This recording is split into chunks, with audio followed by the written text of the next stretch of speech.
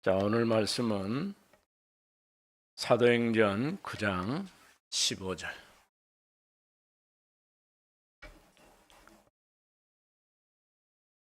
찾아가지고 한번 읽어봅시다.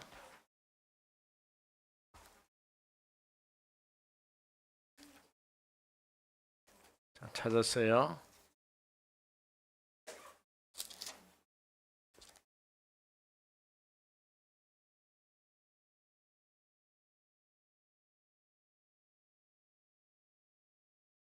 사도행전 9장 15절입니다. 같이 읽어봅니다. 주께서 이르시되 가라, 이 사람은 내 이름을 이방인과 임금들과 이스라엘 자손들에게 전하기 위하여 택한 나의 그릇이라. 아멘. 오늘 제목은 뭘까요?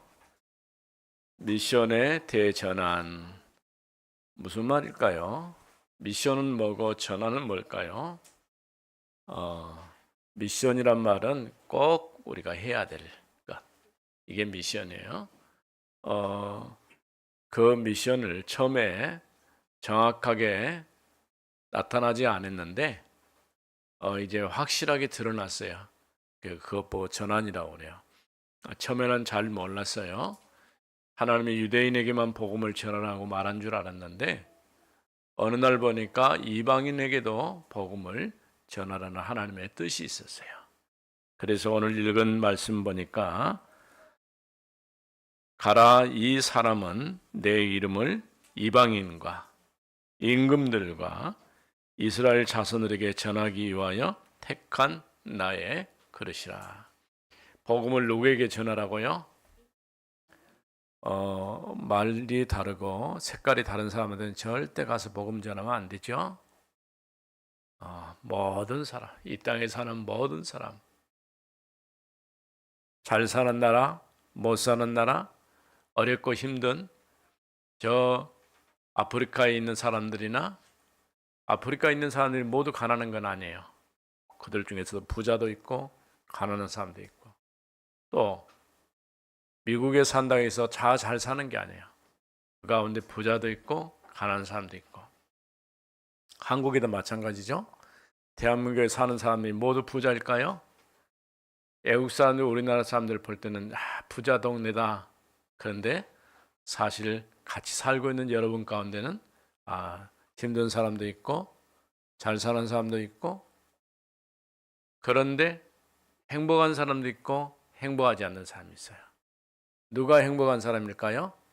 복음을 아는 사람. 복음 모르면 아무리 돈이 많고 좋은 집 있고 자동차가 새 차 타고 다니고도 그래도 행복하지 않아요. 하나님을 만나지 않고는 절대 행복할 수가 없어요. 우리 렘넌트들은 하나님의 자녀가 맞아요? 세계복음할 사람이 맞아요? 예. 대답을 안 한 사람도 있어요. 딱 입을 안 가지고 왔어요. 딱. 예. 자, 하나님께서 우리에게 뭘 맡겼을까요? 복음 전하라는 미션을 주셨어요. 복음이 아니고는 세상을 살릴 수 없기 때문에 세계 복음화의 미션을 주신 거예요. 그런데 이 미션을 처음엔 찾아가기 힘들었어요. 근데 하나님이 때를 맞춰서 복음을 전할 수 있는 길을 열어주셨어요. 첫 번째 9장 10절, 15절, 10절은 우리가 안 읽었는데 10절에 뭐라고 말씀했을까요? 그때 다메섹에 아나니아라는 제자가 있더니 주께서 환상 중에 불러 이르시되 아나니아야 하시거늘 대답하되 주여 내가 여기 있나이다 하니. 하나님께서 아나니아를 불렀어요. 누가 어느 동네에 사는가 굉장히 중요해요. 수안지구 상한마을 41번. 41번은 어떤 동네예요? 우리 온세계 교회가 있는 주소가 41번이에요. 몰랐죠? 우리 교회가 있는 주소가 41번. 온세계 교회에 누가 있느냐? 아나니아가 있어요?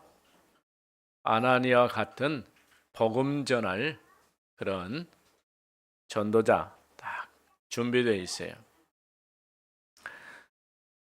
그래서 하나님께서는 예수 믿는 사람들을 잡으러 다니고 핍박하고 어렵게 하는 이 사울을, 사울이 바울이라고 이름 부르기 전에 사울이라고, 원래 유대식 이름은 사울이에요.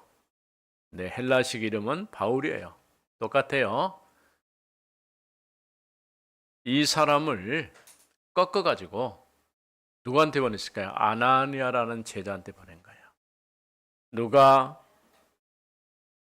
상한마을 41번 온세계 교회에 있는 이 교회에 누가 말씀을 잘 전해가지고 제자를 키울 수 있을까? 하나님이 딱 보고 계셔요. 홍리사 이렇게 딱 보고 있다니까. 그래가지고 말씀을 잘 전해줄 수 있겠구나. 그러면 거기다가 딱 붙이는 거예요. 그 사람이 누굴까요? 아나니아예요. 다메섹에 누가 있었다고요? 아나니아. 이 아나니아에게 누구를 붙였을까요? 사울을, 바울을 붙였어요. 바울은 자신이 하나님 잘 믿는다고 생각했어요. 그런데 하나님을 잘 믿는 게 아니고 예수 믿는 사람들을 핍박하는 자리에, 그게 하나님을 잘 믿는다고 생각할 수 있어요. 우리도 전혀 반대의 길을 갈 수 있어요. 이렇게 사울을 꺾어서 하나님을 전도자라, 핍박자를 복음 전하는 전도자라, 예수 믿는 사람들을 어렵게 하고 힘들게 하는 사울을 꺾어가지고 예수가 그리스도라고 증거하도록 하게 하셨어요. 만일에 생각해 보세요. 김정은이가 더 이상 북조선 나라 못 다스리겠다. 이제 나도 예수 믿고 하나님의 자녀로 살고 싶다. 이렇게 하고 회개하고 남한으로, 어쨌든 훈련 받을 때 여기밖에 없으니까 남한으로 와서 온 세계 교회로 왔어요. 그럼 어떻게 할까요?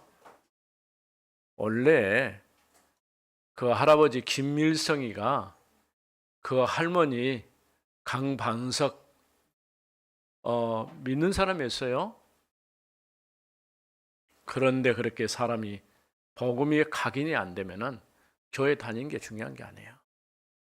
오히려 예수 믿는 사람들을 핍박하고 어렵게 할 수가 있어요. 지구상에 가장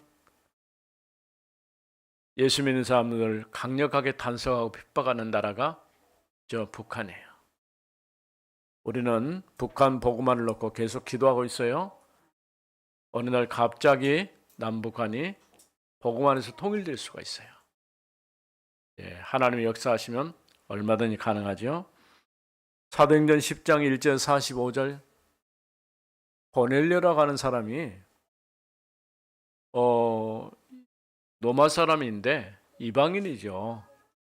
그런데 하나님을 믿는 사람이에요. 이 사람이 마음으로 영적으로 굉장히 갈급했어요.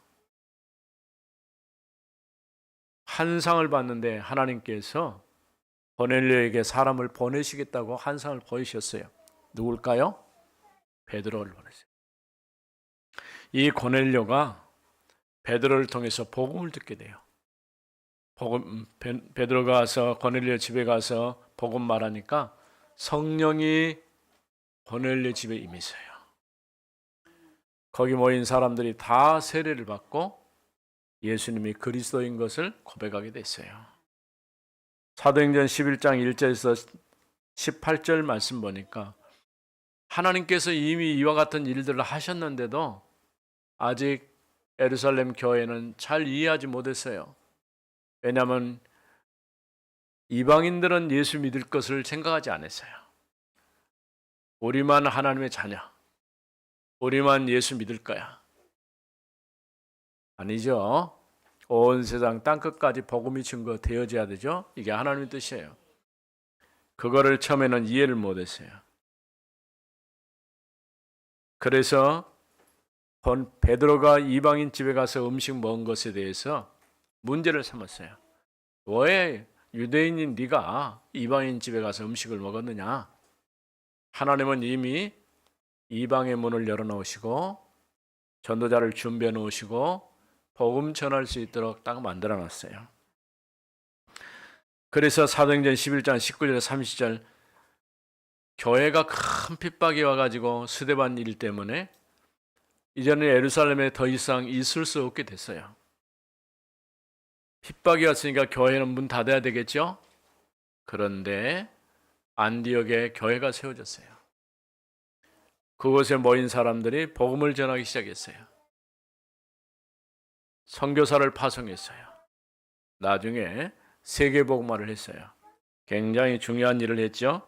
하나님께서 너무 기뻐하셔서 주의 손이 안디옥 교회에 함께 했어요.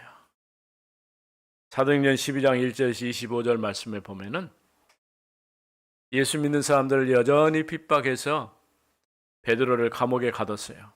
누가요? 헤롯이. 그런데 그날 밤에 주께서 헤롯을 데려가 버렸어요. 하루 저녁에 일어날 수 있는 일이죠. 복음만 맞게 되면은 어떤 일이 일어날지 몰라요. 왜 이와 같은 일들을 통해서 하나님의 역사를 바꿨을까요? 대전환이라면 역사를 바꿨어요.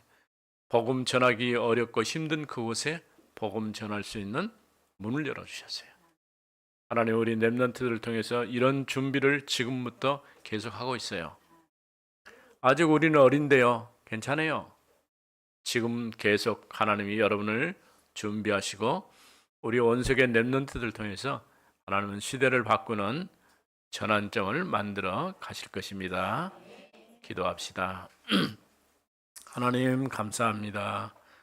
오늘 또 우리를 불러서 하나님의 자녀 되게 하시고 복음 전하는 전도자로 세워가심을 감사합니다. 오늘 말씀처럼 미션을 바꾸는 대전환점이 시작되게 하시고 우리를 통하여 하나님의 역사가 일어나게 하옵소서. 주 예수 그리스도 이름으로 기도드립니다. 아멘.